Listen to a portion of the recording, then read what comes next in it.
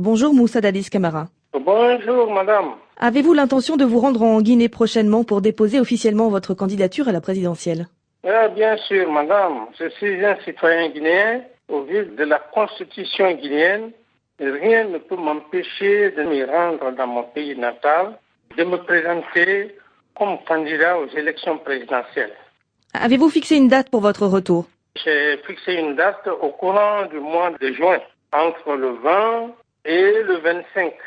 Pour une question de principe et de règlement, je me dois le devoir de leur envoyer un courrier officiel leur demandant que leur frère, leur fils juge nécessaire de rentrer à partir de tel jour.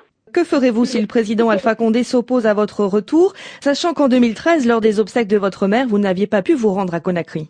Si cela se passait, je ne serais pas démocrate. Mais le président Alpha, j'ai eu confiance en lui lorsqu'il a été investi en disant qu'il est le Mandela de la Guinée. S'il a dit qu'il est le Mandela de la Guinée, il ne pourra pas s'opposer. À l'annonce de votre candidature, Thierno Sow, le président de l'Organisation guinéenne de défense des droits de l'homme, a estimé que votre retour dans le jeu politique était une insulte faite aux victimes du massacre du stade du 28 septembre 2009. Est-ce que la vérité ne doit pas être un préalable à votre candidature? Bon, je ne sais pas si c'est un grand juriste. Ce n'est pas une insulte. Au vu de la Constitution, j'ai le droit de me présenter aux élections présidentielles. Au-delà de la Constitution, n'avez-vous pas un devoir moral? Le devoir moral, c'est ce que je suis en train de faire. Si j'ai jugé nécessaire de me présenter candidat aux élections, j'ai voulu mettre fin à l'instrumentalisation. Le dossier du 28 septembre est devenu un moyen d'instrumentalisation pour avoir l'électorat de mes sympathisants en disant, voilà, votez pour M. X. Si vous votez pour lui, alors Dadis Camara va faire l'immunité juridique. De tromper les gens pour dire, si vous ne votez pas pour cet homme-là, ils vont l'amener, comme dirais-je, à la haie. C'est pas normal, on ne doit pas mélanger la politique et la justice. Monsieur Camara, je repose ma question précisément. Pensez-vous pouvoir vous présenter à l'élection présidentielle tant que la vérité n'a pas éclaté sur le massacre du 28 septembre 2008? Cette vérité, elle va éclater. Ça n'empêche pas. Je ne suis pas à l'abri de la loi. Si vous étiez inculpé, accepteriez-vous de venir vous expliquer devant les juges? Même étant ancien président, même candidat aux élections présidentielles, mon choix serait de passer un jour devant des juges, devant la communauté nationale et internationale pour dire ma part de vérité. Je reste à la disposition de la justice guinéenne à n'importe quel moment et devant le barreau guinéen, si possible. Le dossier du 28 septembre ne doit pas être un objet pour aller conquérir l'électorat de mes sympathisants en disant nous allons accorder l'immunité juridique pour Dadis. Vos chances de remporter l'élection sont très minces. Votre parti est implanté en Guinée forestière, mais pas sur le reste du territoire.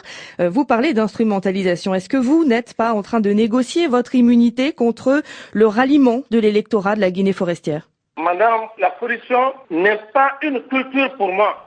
Si j'avais l'intention de négocier, je n'allais pas me présenter comme candidat aux élections présidentielles. Je serais resté dans les coulisses à Ouagadougou. Il n'y a plus de négociations concernant le dossier du 28 septembre. Alors revenons à si vous le voulez bien, Moussa Dadis Camara, à ce qui s'est passé le 28 septembre 2009. Pourquoi avoir décidé ce jour-là d'envoyer l'unité d'élite de la garde présidentielle dans ce stade où se déroulait une manifestation autorisée et alors qu'il n'y avait pas d'émeute en ville? Merci madame. Avez-vous les preuves juridiques? Avez-vous les preuves que j'ai envoyé des gens? En tant que chef des forces armées, c'est vous qui déteniez l'ultime commandement et vous avez déjà reconnu avoir envoyé les hommes sur place ce jour-là. Écoutez, madame, vous parlez, je suis tenu obligé sans pourtant rentrer dans les détails, mais je crois que c'est les juges qui pourront me poser cette question. Sinon, j'aurai la prétention de me défendre et je n'ai pas l'intention de faire justice. Commandant en chef des forces armées, il y a une structure.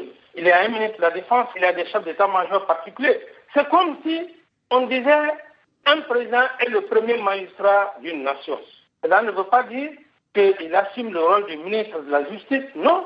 Les auteurs du rapport des Nations Unies sur le sujet vous citent monsieur comme un des principaux responsables du massacre et estiment au minimum que votre responsabilité pénale est engagée. Oui, madame. Et si les Nations Unies l'ont fait, les Nations Unies aujourd'hui ont besoin d'un jugement. Et que ce jugement pour à suffisance les preuves que vous venez de parler pour dire que j'ai ordonné, j'ai dit aux gens d'aller.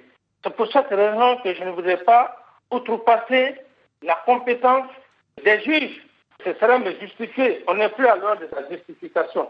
J'irai devant les autorités compétentes et ça dépendra maintenant de leurs convictions. Moi, je ne ferai que donner ma part de vérité. Moussa Dadis Camara, merci beaucoup.